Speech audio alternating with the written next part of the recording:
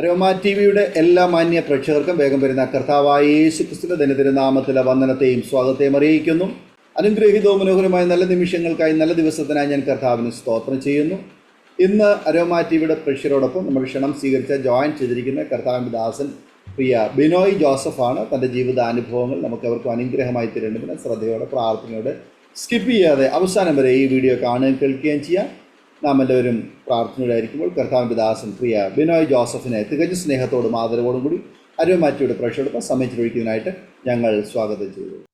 ഇന്നത്തെ ദിവസത്തിൽ aroma T വിയിലേക്ക് കടന്നു വരുവാൻ ദൈവം എനിക്കിടയാക്കിയ നല്ല സമയത്തിനായി ദൈവത്തെ മഹത്വപ്പെടുത്തുകയാണ്. നമ്മുടെ അരോമ ടി വിയുടെ ചാനൽ ഇന്ന് ലോകത്തിൽ ഒരുപാട് ആളുകൾക്ക് സത്യദൈവത്തെ കണ്ടുമുട്ടുവാനും അവരുടെ ജീവിതാനുഭവങ്ങൾ പങ്കുവയ്ക്കുവാനും ഇങ്ങനെ ഒരു ചാനൽ ഉണ്ടായത് തന്നെ ഏറെ അനുഗ്രഹമായിട്ട് ഞാൻ കരുതുകയാണ്. കാരണം ഇതിനോടകം നമ്മുടെ വാഴ്ത്തപ്പെട്ട കർത്താവായ യേശു ക്രിസ്തുവിനെ കണ്ടുമുട്ടുവാൻ ധാരാളം ആളുകൾക്ക് കഴിഞ്ഞു എന്നുള്ളത് ഇങ്ങനെ ഒരു ചാനലിലൂടെ കാണാനും കേൾക്കാനും ഇടയായതിൽ പ്രത്യേകം ദൈവത്തിന് നന്ദി അർപ്പിക്കുന്നു. അരോമ ടി വി പ്രേക്ഷകരായിട്ടുള്ള എല്ലാവർക്കും കർത്താവായ യേശു ക്രിസ്തുവിൻ നാമത്തിൽ ഞാൻ എൻ്റെ സ്നേഹവന്ദനങ്ങളെ അറിയിക്കുന്നു. ഒപ്പം ഇന്ന് ഇതുപോലൊരു സാഹചര്യത്തിൽ ബഹുമാന്യനായ കർത്താവിന്റെ ദാസൻ ഡാനിയൽ ജോൺ പാസ്റ്ററോടുമുള്ള പ്രത്യേകമായ നന്ദിയും സ്നേഹത്തെയും ഞാൻ അറിയിക്കുന്നു. എനിക്കിങ്ങനെ ഒരു അവസരം നൽകി തന്നതിൽ ഞാൻ ആദ്യം തന്നെ ബഹുമാന്യ കർത്താവിന്റെ ദാസനോടും എൻ്റെ നന്ദി അറിയിക്കുകയാണ്. എല്ലാവർക്കും കർത്താവായ യേശു ക്രിസ്തുവിന്റെ നാമത്തിൽ എൻ്റെ ഹൃദയംഗമായ സ്നേഹവന്ദനങ്ങളെ കൂടി ഞാൻ അറിയിക്കുന്നു. ദൈവം എല്ലാവരെയും അനുഗ്രഹിക്കട്ടെ. എൻ്റെ പേര് ബിനോയ് ജോസഫ് എന്നാണ്. ഞാൻ കോട്ടയം ജില്ലയിൽ എരുമേലിക്കടുത്ത് കനകപ്പലം എന്ന് പറയുന്ന സ്ഥലത്താണ് താമസിച്ചു വരുന്നത്. ഭാര്യയും 2 മക്കളും പിതാവും മാതാവും അടങ്ങുന്ന ഒരു കുടുംബമാണ് എനിക്കുള്ളത്. എൻ്റെ ജീവിതാനുഭവങ്ങളൊക്കെ പറയുവാൻ എനിക്ക് അവസരം നൽകി തന്ന പ്രിയപ്പെട്ടവരോടുള്ള നന്ദി അറിയിക്കുന്നതോടൊപ്പം ഇങ്ങനൊരു സാധ്യത എനിക്ക് ഒരുക്കി തന്നത് ബഹുമാന്യ കർത്താവിന്റെ ദാസൻ, ഞാൻ ഏറെ സ്നേഹിക്കുന്ന കർത്താവിന്റെ ദാസൻ കൂടിയായിരിക്കുന്ന പാമ്പാടിയിലുള്ള പാസ്റ്റർ പ്രജിത് പി മാത്യു അവറുകളാണ്. എൻ്റെ അനുഭവ സാക്ഷ്യങ്ങൾ ശ്രവിക്കുന്ന ഓരോരുത്തർക്കും കൂടുതലായി കർത്താവിനെ അറിയുവാനും ദൈവവേലയ്ക്ക് വേണ്ടിയുള്ള പ്രചോദനവും ഉണ്ടാകട്ടെ എന്ന് ആരംഭ സമയത്ത് തന്നെ ഞാൻ ഓർപ്പിക്കുകയാണ്. എൻ്റെ സാക്ഷ്യം കേൾക്കുന്ന പ്രിയപ്പെട്ട ഓരോരുത്തർക്കും കർത്താവായ യേശുവിന് വേണ്ടി കൂടുതൽ പ്രയോജനപ്പെടുവാൻ ഉള്ള ഒരവസരം കൂടി ഇതിലൂടെ ഉണ്ടാവട്ടെ എന്ന് ഞാൻ ആദ്യ സമയത്ത് തന്നെ പ്രാർത്ഥിക്കുകയും ആശംസിക്കുകയും ചെയ്യുകയാണ്. എൻ്റെ ജീവിതാനുഭവങ്ങൾ പ്രിയപ്പെട്ടവരായി നിങ്ങളുമായി പങ്കുവയ്ക്കുന്നതിൽ ഞാൻ ഏറെ സന്തോഷവാനാണ്.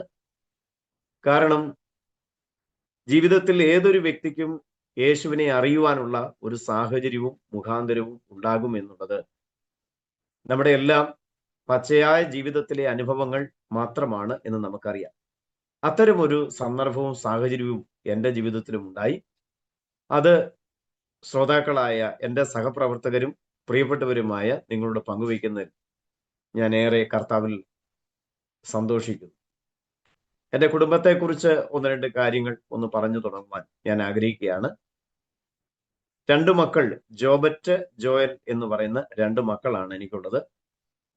എൻ്റെ തുടർമാനമായ സുവിശേഷ പ്രവർത്തനങ്ങളുടെ ഒരു സമയം എൻ്റെ ജീവിതത്തിലുണ്ടായിരുന്നു. ആ സമയത്ത് എൻ്റെ മക്കളെ വേണ്ടതുപോലെ എനിക്ക് പഠിപ്പിക്കാൻ കഴിഞ്ഞില്ല. എങ്കിലും അവർ അനുഗ്രഹിക്കപ്പെട്ട നിലയിൽ എന്നോടൊപ്പം ദൈവസഭയുടെ അംഗങ്ങളായി ചേർന്ന് പ്രവർത്തിച്ചു വരുന്നു. കൂടുതലായി അവരെ ശ്രദ്ധിക്കാൻ പറ്റാതെ സുവിശേഷ വേലയുമായി മുൻപോട്ട് പോയി എൻ്റെ ജീവിതത്തിൽ എൻ്റെ തലമുറകൾക്ക് നല്ലൊരു ഭാവിയെ ഉണ്ടാക്കി കൊടുക്കാൻ കഴിയാതെ പോയി എന്നുള്ളത് ഞാൻ ആദ്യ സമയത്ത് തന്നെ ഓർപ്പിക്കുകയാണ്. എനിക്കതിൻ്റെ വലിയ ദുഃഖങ്ങളൊക്കെ എനിക്കുണ്ടായിരുന്നു.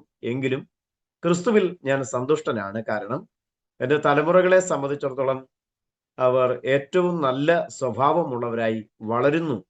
എൻ്റെ സഭയ്ക്കത് ഏറെ ഗുണമാണ്. അപ്പോൾ തന്നെ എൻ്റെ കുടുംബത്തിലും എൻ്റെ സമൂഹത്തിൽ എൻ്റെ നാട്ടിലുള്ളവർക്കുമെല്ലാം അവരെക്കുറിച്ചുള്ള മതിപ്പ് യേശുക്രിസ്തു നിമിത്തമാണ്, അല്ലെങ്കിൽ വിശ്വാസം നിമിത്തമാണ് എന്ന് പറയുന്നതിൽ എനിക്കേറെ സന്തോഷവും സംതൃപ്തിയുമുണ്ട് എൻ്റെ തലമുറകളെ കുറിച്ച്. അതിനെല്ലാം കാരണമാകുന്നത് എൻ്റെ കർത്താവായ യേശുക്രിസ്തുവിൻ്റെ നിസ്തുല്യമായ കരുതലും സ്നേഹവും ഒന്ന് മാത്രമാണ്. എൻ്റെ ഭാര്യ ഒരു ഹൈന്ദവ പശ്ചാത്തലത്തിൽ നിന്ന് വിശ്വാസ മാർഗത്തിലേക്ക് വന്നവളാണ്. എൻ്റെ വിവാഹത്തിന് ശേഷമായിട്ടാണ് ഞങ്ങൾ ക്രിസ്തീയ വിശ്വാസത്തിലേക്ക് വരുന്നതും. അതോടൊപ്പം തന്നെ പ്രിയപ്പെട്ടവൾക്കും അങ്ങനെ ഒരു യേശുവിൽ വിശ്വസിക്കാനൊരു ഭാഗ്യം ഉണ്ടായി. തൻ്റെ കുടുംബത്തിൽ ആരും തന്നെ യേശുവിനെ കണ്ടുമുട്ടിയിട്ടില്ല, അറിഞ്ഞിട്ടില്ല എന്നുള്ളത് മറ്റൊരു വസ്തുത കൂടിയാണ്. മാത്രമല്ല എൻ്റെ പിതാവും മാതാവും കൂലിപ്പണിക്കാരായി ഇന്നും അവർ ജോലി ചെയ്തുകൊണ്ടിരിക്കുകയാണ്. എന്നെ സംബന്ധിച്ചിടത്തോളം ഞാൻ ഏറ്റവും കൂടുതലായി സുവിശേഷ വേലയ്ക്ക് വേണ്ടി അധ്വാനിക്കുന്ന ഒരു മേഖലയിലാണ് നിൽക്കുന്നത്. ഒരു സഭയുടെ ശുശ്രൂഷയല്ല, മറിച്ച് ദൈവം എന്നെ ഏൽപ്പിച്ചിരിക്കുന്നത്, എനിക്ക് ആദ്യകാലം മുതലേ ഉണ്ടായിരുന്നത്, നഷ്ടപ്പെട്ടു പോയിക്കൊണ്ടിരിക്കുന്ന ആത്മാക്കളെ കുറിച്ചുള്ള വലിയ ഭാരം എൻ്റെ ജീവിതത്തിൽ ഉണ്ടായിരുന്നു. അതുകൊണ്ട് സുവിശേഷീകരണം എന്ന ഒരു വലിയ ദൗത്യത്തിന് വേണ്ടി എൻ്റെ മനസ്സ് ദൈവം പാകപ്പെടുത്തിയെടുക്കുകയും എൻ്റെ ആദ്യ സമയം മുതൽക്ക് തന്നെ കർത്താവിൻ്റെ സുവിശേഷമായി പല ജില്ലകളിലേക്കും പോകുവാനും ഒക്കെ ദൈവം എന്നെ സഹായിച്ചു. ഇതിനോടകം ആയിരക്കണക്കിന് ആളുകളോട് സുവിശേഷം നേരിട്ടും അല്ലാതെയും ഒക്കെ പങ്കുവയ്ക്കുവാൻ കർത്താവ് സഹായിച്ചിട്ടുണ്ട്. ആളാമ്പ്രതി വേല ചെയ്യുന്നതോടൊപ്പം തന്നെ പരസ്യ യോഗ ശുശ്രൂഷകളാണ് ഞാൻ ഏറ്റവും അധികം ചെയ്യുന്നത്. വിശ്രമമില്ലാതെ 7 ദിവസവും വീട് വിട്ടുപോയി സുവിശേഷ വേല ചെയ്ത് എൻ്റെ കർത്താവായ യേശുക്രിസ്തുവിനെ മഹത്വപ്പെടുത്തുവാൻ പലപ്പോഴും കഴിഞ്ഞിട്ടുണ്ട്. എൻ്റെ സ്നേഹിതന്മാരും സഹോദരന്മാരുമായ ദൈവദാസന്മാരോടൊപ്പം അനേക സ്ഥലങ്ങളിൽ ഇതിനോടകം സുവിശേഷം അറിയിച്ചു. ഇന്നും ഇത് കഴിഞ്ഞതിന് ശേഷമായി സുവിശേഷ വേലയ്ക്ക് പോകാനുള്ള ഒരു ഒരുക്കത്തിൽ തന്നെയാണ് ഞാനിരിക്കുന്നത്. ഇപ്പോൾ തന്നെ ദൈവം എനിക്ക് നൽകിയ നിരവധി അനുഗ്രഹിക്കപ്പെട്ട താലന്തുകളുണ്ട്. അതുകൂടി ഞാനൊന്ന് എൻ്റെ ശ്രോതാക്കളും പ്രേക്ഷകരുമായിട്ടുള്ള പ്രിയപ്പെട്ടവരോട് പങ്കുവയ്ക്കുവാൻ എനിക്ക് താല്പര്യമുണ്ട്. എൻ്റെ ജീവിതത്തിലുണ്ടായ യേശുവിനെ കണ്ടുമുട്ടാനുള്ള അനുഭവങ്ങളെക്കുറിച്ച് ഞാൻ ആദ്യം തന്നെ ഒന്ന് പറയാൻ താല്പര്യപ്പെടുകയാണ്. ഞാൻ താമസിക്കുന്ന സ്ഥലം കോട്ടയം ജില്ലയാണ്. അവിടെ കോട്ടയം ജില്ലയിലെ ഏറ്റവും വലിയ രണ്ടാമത്തെ ഒരു കോളനി പ്രദേശമാണ് ശ്രീനിപുരം കനകപ്പലം എന്നുള്ളത്. ഞങ്ങളുടെ ആ സ്ഥലത്തെ സംബന്ധിച്ചിടത്തോളം ഇന്ന് കലാപബാധിത പ്രദേശമായിട്ടാണ് ആ മേഖലയെ പോലീസുകാർ പ്രഖ്യാപിച്ചിട്ടിരിക്കുന്നത്. നമ്മുടെ തന്നെ കേരളത്തിലെ ഒരു പ്രധാനപ്പെട്ട സ്ഥലമാണല്ലോ തിരുവനന്തപുരം ജില്ലയിൽ ഏറെ കുപ്രസിദ്ധരായ ഗുണ്ടകളും അതുപോലെ തന്നെ എല്ലാവരും ഭയപ്പെടുന്ന ഒരു സ്ഥലമുണ്ട് തിരുവനന്തപുരം ജില്ലയിൽ എന്ന് നമുക്കറിയാം. എന്നതുപോലെ കലാപബാധിത പ്രദേശം ആയിട്ട് പ്രഖ്യാപിച്ചിട്ടിരിക്കുന്ന ഒരു സ്ഥലത്ത് നിന്നാണ് എൻ്റെ കർത്താവിനെ അറിയുവാൻ എനിക്കിടയായി തീർന്നിട്ടുള്ളത്. അവിടെ നിരവധി നാനാജാതി മതസ്ഥരായിട്ടുള്ള വിവിധ വിശ്വാസ സംസ്കാരങ്ങളിൽപ്പെട്ട ആളുകളുണ്ട്. പ്രത്യേകിച്ച് ലോകരാജ്യത്തിന്റെ ഭൂപടത്തിൽ അടയാളപ്പെടുത്തിയിട്ടുള്ള ഒരു സ്ഥലമാണ് എരുമേലി. പ്രത്യേകിച്ച് നമുക്കറിയാം ശബരിമല, എരുമേലി എന്നൊക്കെ പറയുന്ന സ്ഥലം ഏറെ പ്രസിദ്ധി ആർജിച്ച ലോകത്തിലെ തന്നെ സ്ഥലങ്ങളാണ്. അവിടെ കർത്താവായ യേശുക്രിസ്തുവിനെ കണ്ടുമുട്ടാനുണ്ടായ ഒരു സാഹചര്യം എന്ന് പറയുന്നത്, ഞാൻ എൻ്റെ ജീവിതത്തിൽ യേശുവിനെ അറിയാതെ ജീവിച്ച ഒരു കാലമുണ്ടായി. ഏതൊരാൾക്കും അങ്ങനൊരു സാഹചര്യം ഉണ്ട് എന്ന് നമുക്ക് ദൈവവചനം വായിക്കുമ്പോൾ തന്നെ അറിയാം. ഗലാത്യലേഖനം 4-ാം അധ്യായത്തിന്റെ 8-ാം വാക്യത്തിൽ നമ്മൾ കാണുന്നത്, എന്നാൽ അന്ന് നിങ്ങൾ ദൈവത്തെ അറിയാതെ സ്വഭാവത്താൽ ദൈവങ്ങൾ അല്ലാത്തവർക്ക് അടിമപ്പെട്ടിരുന്നു, ഇപ്പോഴോ ദൈവത്തെ അറിഞ്ഞും വിശേഷാൽ ദൈവം നിങ്ങളെ അറിഞ്ഞുമിരിക്കെ എന്നുള്ള തിരുവചനം ഈ സമയത്ത് ഞാൻ ഓർത്തു പോവുകയാണ്. നമ്മുടെ എല്ലാവരുടെയും ജീവിതത്തിൽ സത്യദൈവത്തെ കണ്ടുമുട്ടുന്നതിന് മുൻപുള്ള ഒരു കാലം ഉണ്ടായിരുന്നു എന്ന് വചനം പറയുന്നത് പോലെ തന്നെ എനിക്കും അങ്ങനെ ഒരു സാഹചര്യം ഉണ്ടായി. എൻ്റെ ആദ്യകാലങ്ങളിലൊക്കെ വിശ്വാസത്തിൽ വരുന്നതിന് മുൻപ് കൂടുതലും രാഷ്ട്രീയ പാർട്ടികളും സംഘടനാ പ്രവർത്തനങ്ങളുമായി ജീവിച്ചു പോന്ന ഒരു കാലമായി. അന്നൊക്കെ രാഷ്ട്രീയത്തിന് വേണ്ടി വളരെ എരിവോട് നിന്ന ഒരു സമയം ഉണ്ടായിരുന്നു. നമ്മുടെ രാജ്യത്തിലെ തന്നെ ഒരു ദേശീയ രാഷ്ട്രീയ പാർട്ടിയുടെ ഒരു പ്രസ്ഥാനത്തിന്റെ കീഴിൽ ഞാനായിരുന്നു.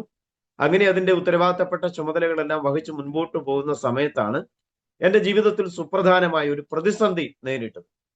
ആ പ്രതിസന്ധി എന്ന് പറയുന്നത് ഞങ്ങളുടെ ദേശത്ത് തന്നെ ഒരു വ്യക്തിയുമായിട്ടുണ്ടായ ഒരു അടിപിടി കേസാണ്. അതിനു മുൻപ് എൻ്റെ അമ്മച്ചി ഇവിടെ ആംഗ്ലിക്കൻ ചർച്ചിൽ സഭയിൽ പോയിക്കൊണ്ടിരുന്നു. എന്നാൽ പലപ്പോഴും അവിടെയുള്ള പാസ്റ്റർ വന്ന് സുവിശേഷം അറിയിക്കാൻ താല്പര്യപ്പെടുന്ന സമയത്തൊക്കെ ഞാൻ അതിനൊന്നും വകവെച്ചു കൊടുക്കാതെ നിന്നു കൊടുക്കാതെ പലപ്പോഴും പാസ്റ്റർ ഇറങ്ങി വരുമ്പോൾ ഞാൻ എൻ്റെ വീടിന്റെ പിന്നാമ്പുറത്തു കൂടി ഇറങ്ങിപ്പോകുന്ന ഒരു സ്വഭാവ രീതി ഉണ്ടായിരുന്നു. പക്ഷെ അപ്പോഴും എൻ്റെ മാതാവ് എനിക്ക് വേണ്ടി പ്രാർത്ഥിച്ചു കൊണ്ടിരുന്നു, ആ സഭ പ്രാർത്ഥിച്ചു കൊണ്ടിരുന്നു. എങ്കിലും ഇതിനൊന്നും വഴിപ്പെട്ടു നിൽക്കാത്ത ഒരു സാഹചര്യം എൻ്റെ ജീവിതത്തിൽ ഉണ്ടായിരുന്നു. എന്നാൽ അങ്ങനെ ഇരിക്കെയാണ് ഞങ്ങളുടെ വീടിന്റെ അടുത്ത് തന്നെ മറ്റൊരാളുമായിട്ടുണ്ടായ ഒരു അടിപിടി കേസിൽ ഞാനും എൻ്റെ കുടുംബവും ഉൾപ്പെട്ടു. അങ്ങനെ വേറൊരാളും ഉണ്ടായിട്ടുണ്ടായ വിഷയം ഞങ്ങളുമായിട്ടുണ്ടാവുകയും അതിനെ തുടർന്ന് അതൊരു കേസാവുകയും ഞാൻ ആശുപത്രിയിൽ പോയി അഭയം പ്രാപിച്ചു. അങ്ങനെ മനഃപൂർവ്വമായി, എനിക്ക് പ്രത്യേകിച്ച് പരിക്കുകളൊന്നും ഇല്ലായിരുന്നെങ്കിലും എന്റെ മുഖമെല്ലാം വലിച്ചു കീറുവാനും എന്നിട്ട് നമുക്ക് കേസ് ഉണ്ടാക്കാം എന്ന് ഞാൻ ഉൾപ്പെട്ട് നിൽക്കുന്ന രാഷ്ട്രീയ പാർട്ടിക്കാരൊക്കെ പറഞ്ഞു. ഞാൻ എന്നാൽ അങ്ങനെയൊന്നും ചെയ്തില്ല. അതിനുശേഷം ഒന്ന് രണ്ട് ദിവസം ഹോസ്പിറ്റലിൽ കിടന്നതിന് അഡ്മിറ്റ് ആയതിനു ശേഷം ഞാൻ വീണ്ടും തിരിച്ച് വീട്ടിലെത്തി. ആ വീട്ടിൽ തിരിച്ചെത്തിയ സമയത്ത് പിന്നെ എനിക്ക് പ്രശ്നം ഉണ്ടാക്കിയ ആളുമായിട്ടൊരു ഭയമുണ്ടായി. ആ ഭയം നിമിത്തം പിന്നെ ആരെയെങ്കിലും ആശ്രയിക്കണം എന്നുള്ള ഒരു ചിന്ത എൻ്റെ ഉള്ളിൽ ഉണ്ടാകുകയും അങ്ങനെ ഒരു മുഖാന്തരത്തിലൂടെയാണ് ഞാൻ പള്ളിയിലേക്ക് പോകാമെന്ന് തീരുമാനിച്ചത്. പള്ളിയിൽ പോവുകയാണെങ്കിൽ ഇനി ദൈവം സൂക്ഷിക്കുമല്ലോ എന്നൊരു ചിന്ത എൻ്റെ മനസ്സിൽ ഉണ്ടായി. അതിനെ തുടർന്നാണ് ഞാൻ പള്ളിയിലൊക്കെ പോയത്. എന്നാൽ അവിടെ ചെന്നതിന് ശേഷം എനിക്ക് അവിടെ അന്നുണ്ടായിരുന്ന പാസ്റ്റർ KM ജോസഫ് എന്ന് പറയുന്ന എൻ്റെ ഗുരുനാഥൻ കൂടിയായ പാസ്റ്റർ, അദ്ദേഹം പെന്തക്കോസ്തിലെ പാസ്റ്റർ അല്ല എങ്കിൽ പോലും ഞാൻ പറഞ്ഞല്ലോ ആംഗ്ലിക്കൻ ചർച്ചിലെ ഒരു ശുശ്രൂഷകനാണ്. അദ്ദേഹം 200-ലധികം തവണ ബൈബിൾ വായിച്ച് പഠിച്ചിട്ടുള്ള ഒരു മനുഷ്യനാണ്. അദ്ദേഹത്തിന്റെ ഒരു സാക്ഷ്യം കൂടെ ഞാൻ എൻ്റെ ഗുരുനാഥന്റെ സാക്ഷി കൂടി ഈ സമയത്ത് ഓർപ്പിക്കുകയാണ്. പണ്ട് കാലത്ത്, ഇപ്പൊ 83 വയസ്സ് അദ്ദേഹത്തിനുണ്ട്, വചനം പഠിക്കണമെന്നുള്ള ഒരു വലിയ ദാഹം അദ്ദേഹത്തിനുണ്ടായിരുന്നു. അദ്ദേഹം അതിനൊരു ബൈബിൾ സ്കൂളിൽ അഭയം പ്രാപിച്ചു. ആ സമയത്ത് ചില ചോദ്യങ്ങളൊക്കെ ചോദിച്ചു, അതിന്റെ മറുപടി കൊടുത്തു. എന്നാൽ ആ ബൈബിൾ സ്കൂളിൽ നിന്ന് ഒരു നിരുത്സാഹപ്പെടുത്തുന്ന വാക്കാണ് അദ്ദേഹത്തിന് കേൾക്കാൻ കഴിഞ്ഞത്. ഇപ്പോൾ ചെയ്തുകൊണ്ടിരിക്കുന്ന ജോലിയൊക്കെ അങ്ങ് ചെയ്താൽ മതി, ആവശ്യമുണ്ടെങ്കിൽ ഞങ്ങൾ വിളിക്കാം എന്ന് പറഞ്ഞൊരു പരിഹാസ രൂപേണ അദ്ദേഹത്തെ തിരസ്കരിച്ചു. എന്നാൽ എൻ്റെ ഗുരുനാഥന് ഒരു തീരുമാനമെടുത്തു. തന്നെത്താൻ ബൈബിൾ പഠിക്കുക, വചനം വായിച്ചു പഠിക്കുക എന്നുള്ള ഒരു രീതിയിൽ അദ്ദേഹം വചനം പഠിച്ചു. അങ്ങനെ 200-ലധികം തവണ, ഇപ്പോഴും 83 വയസ്സ് പ്രായം ഉണ്ടായിട്ടും എനിക്ക് തോന്നുന്നു ഈ വർഷവും 10-12 പ്രാവശ്യം എങ്ങാണ്ട് ബൈബിൾ വായിച്ചിട്ടുണ്ടാകാം. അങ്ങനെ ഒരു ആത്മദാഹമുള്ള ഒരു ഗുരുനാഥന്റെ കൈക്കീഴിൽ ഞാൻ ചെന്നു. അദ്ദേഹത്തിന്റെ പ്രസംഗങ്ങൾ എന്നിൽ വളരെ ആവേശമുണർത്തി. അദ്ദേഹത്തിന്റെ പ്രസംഗങ്ങളിൽ ഞാൻ ആകൃഷ്ടനായി. പ്രത്യേകിച്ച് ശിംശോൻ 300 കുറുക്കന്മാരെ വാലോട് വാല് ചേർത്ത് അതിന്റെ നടുവിൽ പന്തം കൊളുത്തി ഫെലിസ്തീനയുടെ പാളയത്തിലേക്ക് അയച്ചു എന്നൊക്കെ പറഞ്ഞുള്ള ആ പ്രസംഗങ്ങളാണ് ഞാൻ ആദ്യം ചെല്ലുമ്പോൾ കേൾക്കുന്നത്. അദ്ദേഹം ഒരു പഴയ മനുഷ്യനായതുകൊണ്ട്, എന്ന് പറഞ്ഞാൽ പഴയ കാലത്തിലെ പല രീതിശാസ്ത്രങ്ങൾ അദ്ദേഹത്തിന് അറിയാമായിരുന്നത് കൊണ്ട് ആ രീതിയിലൊക്കെ നന്നായി അവതരിപ്പിച്ച് ഈ സന്ദേശങ്ങൾ അവതരിപ്പിക്കുന്ന ഒരു രീതി ഉണ്ടായിരുന്നു. മാത്രമല്ല, അദ്ദേഹം ബൈബിളിലെ ഓരോ വാക്കുകളും എത്ര തവണ ദൈവാത്മാവ് രേഖപ്പെടുത്തിയിട്ടുണ്ടെന്ന് ഞങ്ങളോട് പറയും. അതിന്റെ ആദ്യവും അവസാനവും പറയും. എന്നിട്ട് ഞങ്ങളോട് പറയുന്നത്, ഇതിന്റെ ബാക്കിയുള്ള ഭാഗങ്ങൾ കണ്ടുപിടിച്ചു വരുന്നവർക്ക് സമ്മാനം തരാമെന്ന് പറഞ്ഞ് ഞങ്ങളെ കൂടുതൽ വചനം വായിക്കാൻ ഉത്സാഹികളാക്കി. അങ്ങനെ ഞാൻ തുടർമാനമായിട്ട് വചന വായന തുടങ്ങി. ദൈവവചനം നിരന്തരമായി രാത്രികാലങ്ങളിൽ വായിച്ചു കൊണ്ടിരിക്കുന്ന സമയത്ത് ദൈവത്തിന്റെ പരിശുദ്ധാത്മാവ് എന്നോട് ഇടപെട്ടു. മത്തായി സുവിശേഷം 28-ാം അധ്യായം അവസാന വാക്യം വായിക്കുമ്പോൾ ആരോ എന്നോട് സംസാരിക്കുന്നതായിട്ട് എനിക്ക് തോന്നി.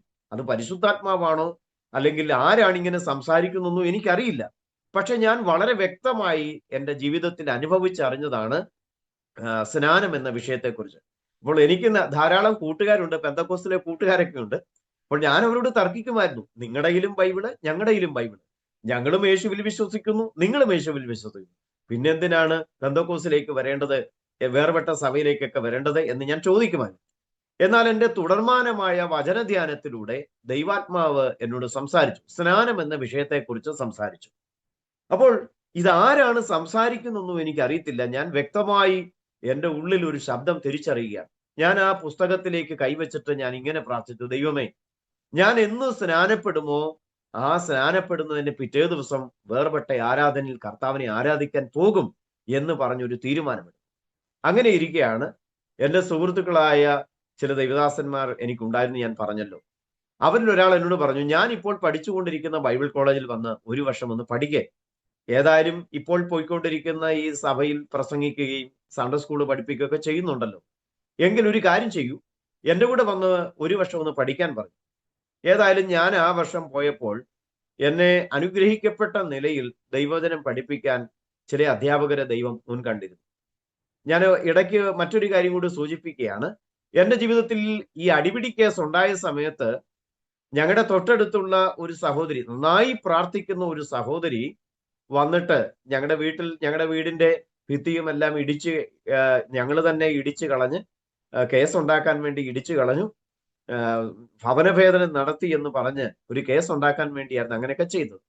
എന്നാൽ ആ സംഭവങ്ങളെല്ലാം കഴിഞ്ഞ് ഞാൻ ആശുപത്രിയിൽ വന്നതിന് ശേഷമായി ഞങ്ങളുടെ തൊട്ടടുത്തുള്ള ഒരു സഹോദരി, നന്നായി പ്രാർത്ഥിക്കുന്ന ഒരു സഹോദരി വന്ന് ഞങ്ങൾക്ക് വേണ്ടി പ്രാർത്ഥിച്ചു. ആ പ്രാർത്ഥിക്കുന്ന സമയത്ത് ഞങ്ങളോട് പറഞ്ഞ ഒരു കാര്യമുണ്ട്. അനേക ദൈവദാസന്മാരുടെ നടുവിൽ ഈ പ്രിയ മകൻ വെള്ളവസ്ത്രം ധരിച്ച് നിൽക്കുന്നത് കണ്ടു എന്ന് ഞങ്ങളോട് പറഞ്ഞു. ശരിക്കും പറഞ്ഞാൽ എന്തുവാണ് പാസ്റ്റർമാരെന്നൊക്കെ പറഞ്ഞാൽ എന്തുവാണെന്നൊന്നും അറിയാൻ മേലാത്ത ഒരു കാലമായിരുന്നു അത്. അതിനുശേഷമായിട്ട് അങ്ങനെ ഒരു പ്രാർത്ഥിച്ച ഒരു ആലോചനയൊക്കെ പറഞ്ഞതിന് ശേഷവും ചില നാളുകൾ മുൻപോട്ട് പോയി. അതിനുശേഷമാണ് ബൈബിൾ കോളേജിൽ പഠിക്കാനായിട്ട് ഇങ്ങനെ ഒരു സാഹചര്യം ഉണ്ടാകുന്നത്. ഞാൻ പഠിച്ചത് റാന്നി പുല്ലമ്പള്ളിൽ ഏലിയാമ്മ മാത്യു എന്ന് പറയുന്ന അനുഗ്രഹിക്കപ്പെട്ട ഒരു കർത്താവിന്റെ ഇന്ന് നിത്യത്തിൽ വിശ്രമിക്കുന്ന കർത്താവിന്റെ ദാസിയുടെ സ്ഥാപനത്തിലാണ് ഞങ്ങൾ പോയി വചനം പഠിച്ചത്. അവിടെ എനിക്ക് അതിനു മുൻപ് ഒരു സംഭവം ഉണ്ടായി. ഞാൻ ഈ ആംഗ്ലിക്കൻ ചർച്ചിൽ നിൽക്കുമ്പോൾ തന്നെ ഞങ്ങളുടെ അടുത്തൊരു മരണമുണ്ടായ സമയത്ത് എന്നോട് ഈ ദൈവാലോചന പറഞ്ഞ സഹോദരിയുടെ പിതാവ് മരിക്കുന്ന സമയത്ത് ഞാൻ അവിടെ ചെന്ന് ഈ മരണാനന്തര ജീവിതത്തെ കുറിച്ചൊക്കെ പ്രസംഗിച്ചു. എന്നാൽ അവിടെ ഉണ്ടായിരുന്ന ചില പാസ്റ്റർമാർ പിന്നീട് അവരൊക്കെ അവരുമായിട്ട് ഒരുമിച്ച് ദൈവവചനം പഠിക്കാൻ എനിക്ക് സാഹചര്യമുണ്ടായി. അതിലൊരാൾ പറഞ്ഞു, ബിനോയ്ച്ചൻ പറഞ്ഞതെല്ലാം, എന്നെ ബിനോയ്ച്ചൻ എന്നാണ് വിളിക്കുന്നത്, ബിനോയ്ച്ചൻ പറഞ്ഞതെല്ലാം തെറ്റാണെന്ന് പറഞ്ഞു. അത്രയും ആൾക്കാർ നിൽക്കുമ്പോൾ ആ മൃതദേഹത്തിന് അരികിൽ നിന്നുകൊണ്ട് അദ്ദേഹം അടുത്ത സന്ദേശത്തിന് കയറിയപ്പോൾ പറഞ്ഞതാണ്. പക്ഷേ പ്രിയപ്പെട്ടവര്, എനിക്ക് ബൈബിൾ കോളേജിൽ പോയപ്പോൾ എനിക്ക് ആദ്യം എന്നെ ദൈവവചനം പഠിപ്പിച്ചത് മരണാനന്തര ജീവിതം എന്ന ഒരു വിഷയമാണ്. എനിക്ക് ബൈബിളിൽ ഏറ്റവും ഹരമായ വിഷയമാണ് മരണാനന്തര ജീവിതം എന്നുള്ള വിഷയം. പോട്ടെ, ഞാൻ മുൻപോട്ട് തുടരുകയാണ്. അങ്ങനെ ബൈബിൾ കോളേജിൽ 3 വർഷം പഠിക്കാൻ സാഹചര്യമുണ്ടായി. സ്നാനത്തെക്കുറിച്ചുള്ള ഒരു ചിന്ത എന്റെ മനസ്സിലുണ്ടായപ്പോൾ ഞാൻ ദൈവത്തോടെടുത്ത് തീരുമാനം, കർത്താവേ, സ്നാനപ്പെടുന്നുവെങ്കിൽ കുടുംബമായി ഞങ്ങൾക്ക് സ്നാനപ്പെടണം എന്ന് ദൈവസ്ഥാനത്തിൽ ഒരു തീരുമാനമെടുത്തു. ഞാൻ പഠിച്ച ബൈബിൾ കോളേജിൽ തന്നെ സ്നാനം കഴിപ്പിക്കാനുള്ള സംവിധാനം ഉണ്ടായിരുന്നു. പക്ഷെ 2 തവണ അവിടെ സ്നാനപ്പെടാനുള്ള സാഹചര്യങ്ങൾ എല്ലാം ഉണ്ടായിട്ടും ഞാൻ എടുത്ത തീരുമാനത്തിൽ ഉറച്ചു നിന്നു. ഞങ്ങളുടെ അമ്മാമ്മയോട് ഞാൻ പറഞ്ഞു, അമ്മാമ്മയെ, ഞാൻ എടുത്തിരിക്കുന്ന ഒരു തീരുമാനം ഇതാണ്, സ്നാനപ്പെട്ടു. അങ്ങനെ 2006 ആയപ്പോഴേക്ക് ഞങ്ങൾക്ക് കുടുംബമായി സ്നാനപ്പെടുവാൻ കർത്താവ് ഇടയാക്കി. അതിനുശേഷം ദൈവത്തിന്റെ ആത്മാവ് പല ദൈവദാസന്മാരിലൂടെ എന്നോട് സംസാരിക്കാൻ തുടങ്ങി. ദൈവവേലയ്ക്ക് വേണ്ടി വിളിക്കപ്പെട്ടിരിക്കുന്നു എന്നുള്ള കാര്യങ്ങൾ പല ദൈവദാസന്മാരിലൂടെ മാറി മാറി സംസാരിച്ചു. അങ്ങനെയൊക്കെ കർത്താവിന്റെ വേലയ്ക്ക് വേണ്ടി കൂടുതൽ സമയം ചിലവിടാൻ വേണ്ടി എനിക്കൊരു സാവകാശം ഉണ്ടായി. അതൊക്കെ കൂടുതൽ എനിക്ക് കരുത്തു പകരുന്നതായിരുന്നു.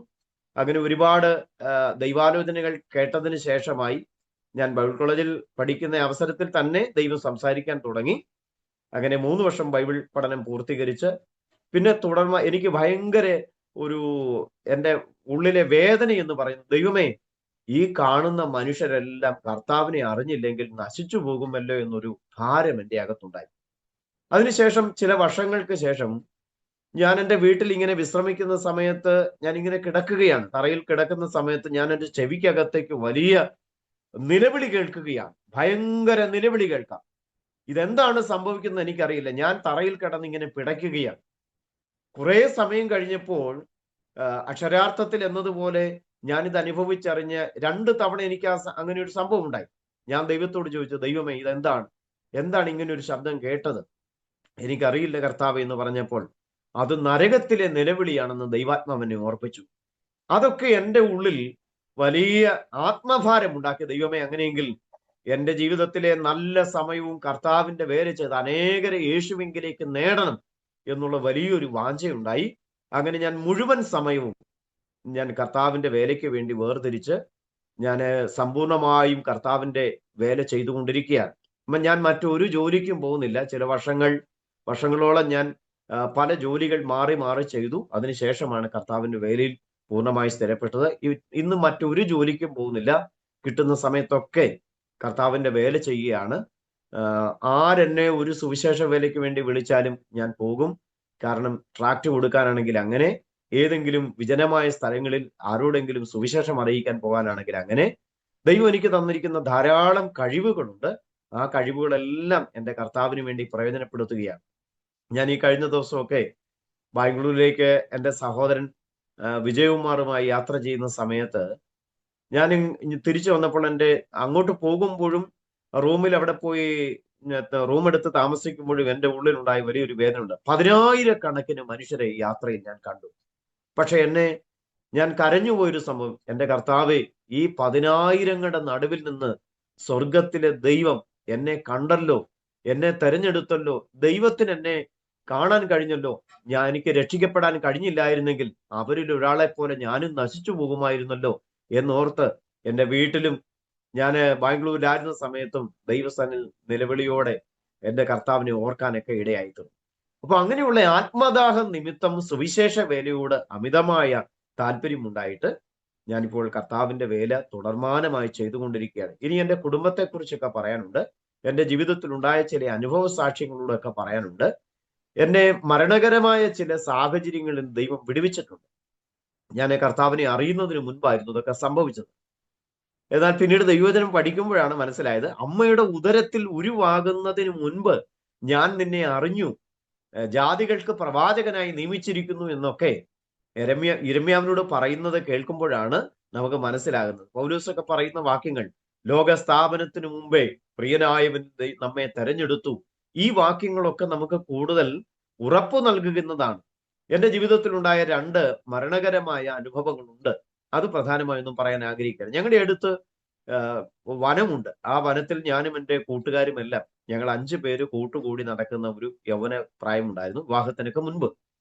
അന്ന് അവിടെ ഈ വനത്തിലൊക്കെ പോകുമ്പോൾ പല മരങ്ങളിലും കയറി വിറകുകൾ ഒടിക്കും, അങ്ങനെയൊക്കെയുള്ള ചില കാര്യങ്ങൾ ചെയ്ത് വീട്ടിലേക്കൊക്കെ കൊണ്ടുവരും.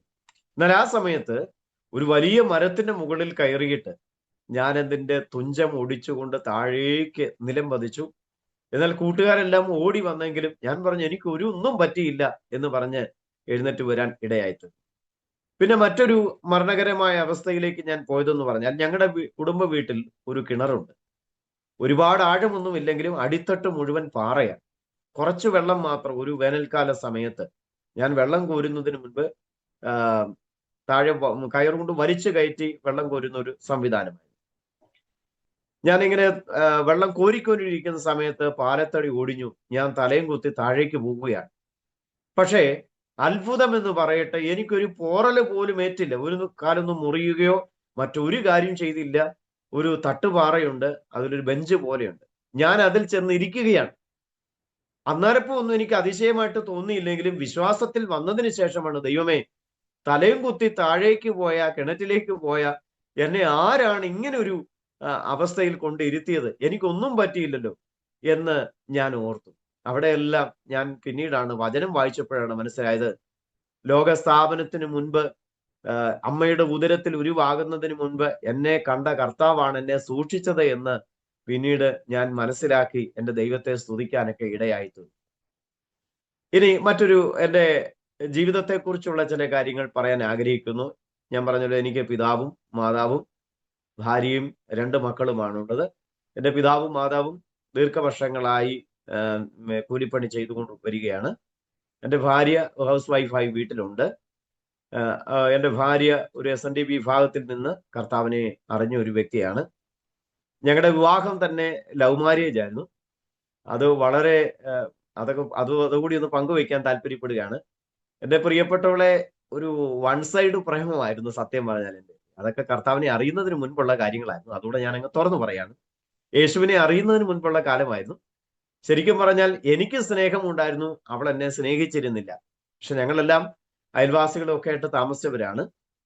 പക്ഷെ അവിടെ ആ സമയത്തൊക്കെ പുള്ളിക്കാരിയുടെ വിവാഹം നിശ്ചയിച്ച സമയത്ത് എൻ്റെ കൂട്ടുകാരിൽ ചില ആളുകൾ ചില കാര്യങ്ങൾ പറഞ്ഞൊപ്പിച്ചു.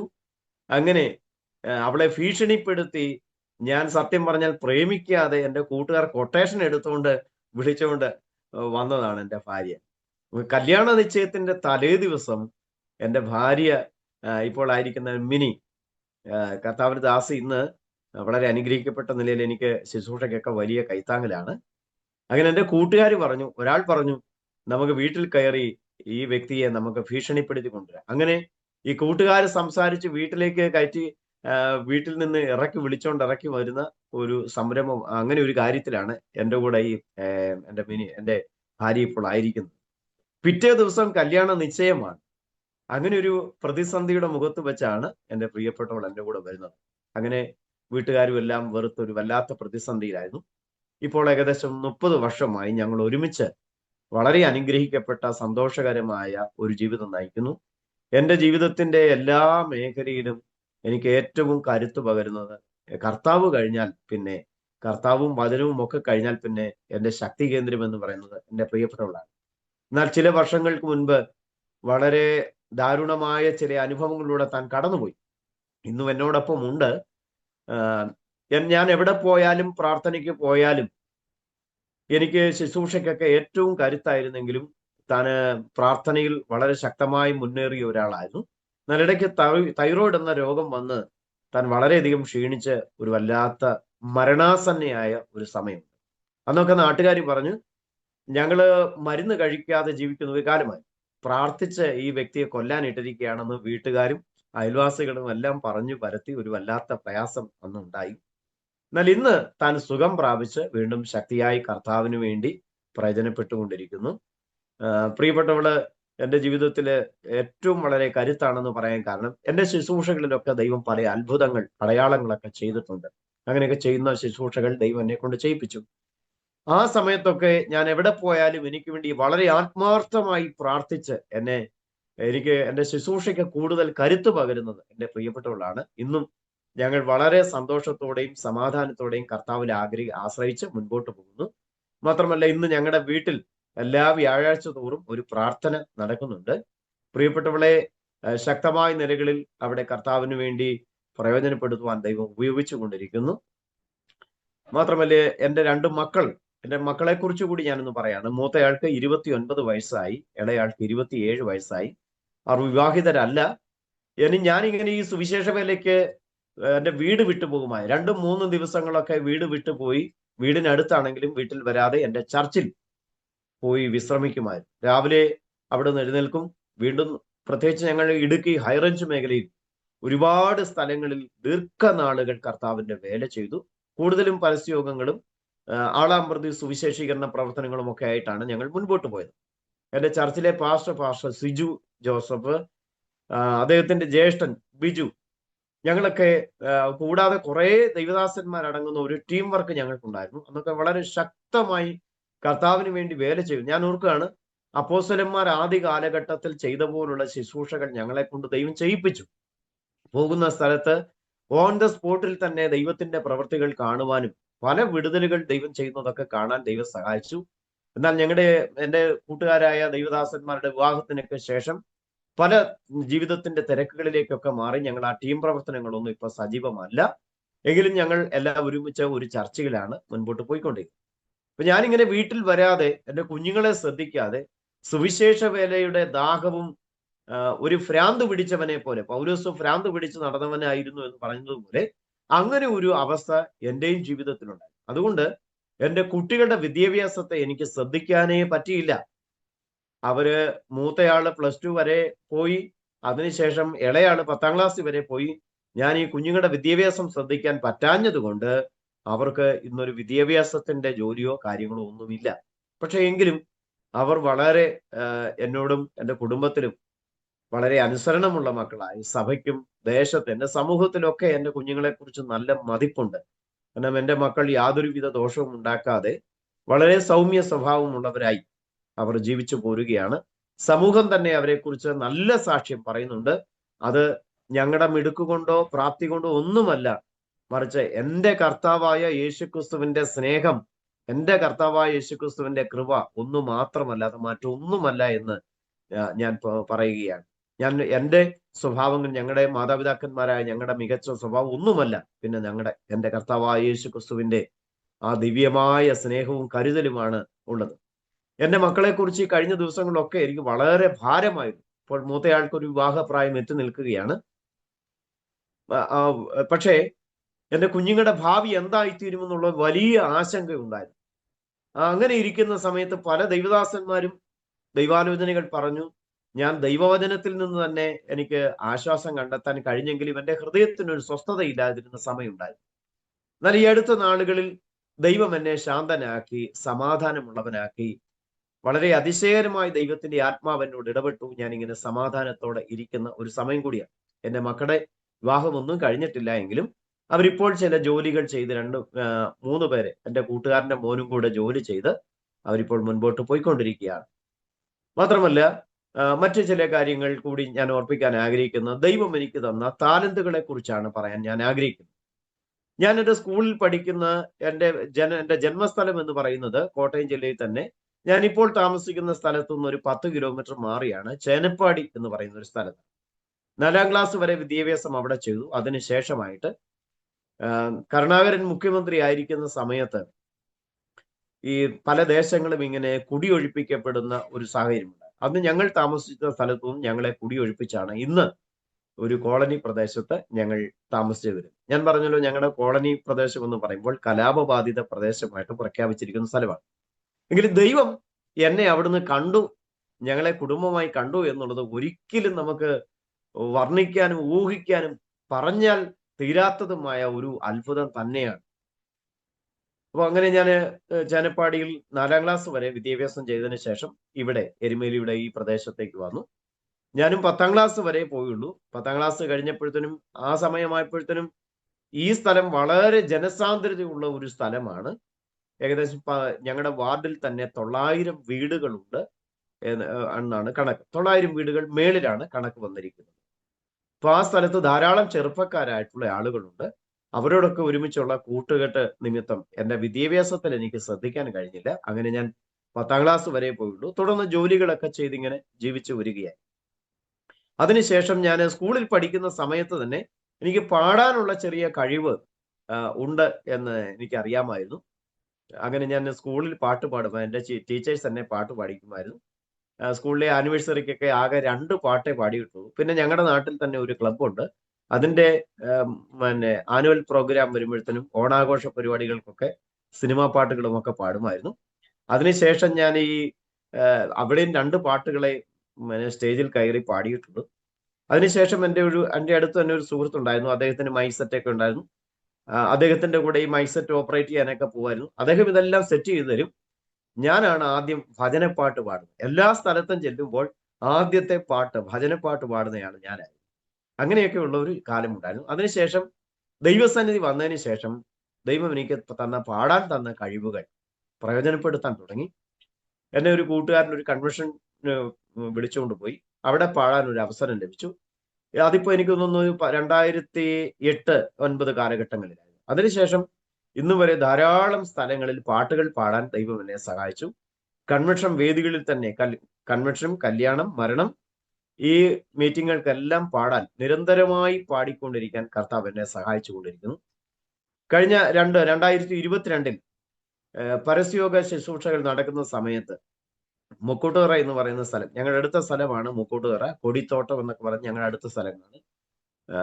ലോകപ്രശസ്തനായ പാസ്റ്റർ അനിൽ കൊടിത്തോട്ടം ഞങ്ങളുടെ പഞ്ചായത്തിലുള്ള ഒരാളാണ്. ഞങ്ങളുടെ അടുത്ത ആളുകളൊക്കെയാണ്. അതിനടുത്ത ഒരു സ്ഥലം, ഈ കൊടിത്തോട്ടത്തിന് അടുത്ത ഒരു സ്ഥലമാണ് മുക്കൂട്ടുതറ. ഞാൻ അവിടെ നിന്ന് ഞാനും എൻ്റെ സ്നേഹിതന്മാരും ഒക്കെ പാട്ടുപാടി ഒരു മെസ്സേജ് ഒക്കെ പറഞ്ഞതിന് ശേഷം ഞങ്ങൾ പോകാൻ തുടങ്ങുമ്പോൾ ഒരു സഹോദരൻ വന്നു ചോദിച്ചു, ഒരു പാട്ട് കൂടി ഒന്ന് പാടാമോ എന്ന് ചോദിച്ചു. അങ്ങനെയാണ് ഞാൻ മണിയറവാസം എന്ന പാട്ട് പാടി. 2 ദിവസം കഴിഞ്ഞപ്പോൾ അദ്ദേഹത്തിന്റെ ഫേസ്ബുക്കിൽ ഇട്ട് അത് എല്ലാവരും, ഒരുപാട് ആളുകൾ കണ്ടു. അങ്ങനെ ആളുകൾ എന്നെ വിളിച്ചു. അതിനുശേഷമായിട്ട് ഈ 2 വർഷങ്ങൾ കഴിഞ്ഞതിന് ശേഷം എന്നെ അമേരിക്കയിൽ നിന്ന് ഒരു അച്ചായൻ വിളിച്ച്, ജോൺ, ഉമ്മച്ചൻ ജോൺ എന്ന് പറയുന്ന ജോണങ്കിൾ, ഞങ്ങൾ സ്നേഹത്തോടെ ജോണങ്കിൾ എന്ന് വിളിക്കുന്ന പ്രിയ ജോണങ്കിള് എന്നെ വിളിക്കുകയും എൻ്റെ പാട്ട് കേട്ടതിന് ശേഷം എനിക്കൊരു പാട്ട് പാടാൻ ഒരു അവസരം അദ്ദേഹം ഉണ്ടാക്കി. അങ്ങനെ കഴിഞ്ഞ വർഷം ഞാനൊരു പാട്ട് പാടി. അതിനുശേഷം അദ്ദേഹം വീണ്ടും എനിക്കൊരു പാട്ട്, ഒരു നാടൻ പാട്ട് രീതിയിലുള്ള ഒരു ക്രിസ്തീയ ഗാനം അദ്ദേഹം രചിച്ചു. ആ സമയത്ത് ദൈവാത്മാവ് അദ്ദേഹത്തോട് പറയുന്നത് എന്നെ കൊണ്ട് പാടിക്കണമെന്നാണ്. അങ്ങനെ എനിക്ക് വീണ്ടും ഒരു അവസരം ലഭിച്ചു. അങ്ങനെ ഇപ്പോൾ ഗാനശുശ്രൂഷ രംഗത്ത് ഞാൻ 2008 മുതൽ തുടർമാനമായി ഇങ്ങനെ പാടിക്കൊണ്ടിരിക്കുകയാണ്. ഞാനൊരു പാട്ടുകാരനാണെന്ന് പറയുമ്പോൾ തന്നെ ആ പാട്ടുകൾ കൂടി ഒന്ന് പാടാൻ ഞാൻ കർത്താവിൽ ആഗ്രഹിക്കുകയാണ്. സ്തോത്രം.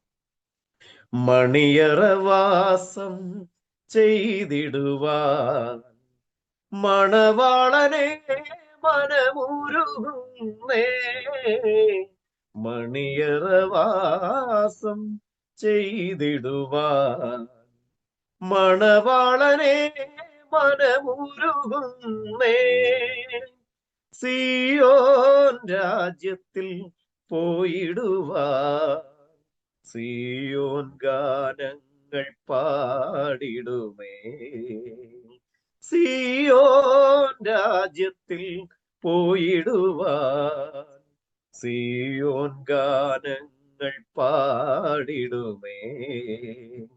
അപ്പൊ ഈ ഗാനം പാടി ലോകത്തിൽ അനേക ആളുകൾ കണ്ടു.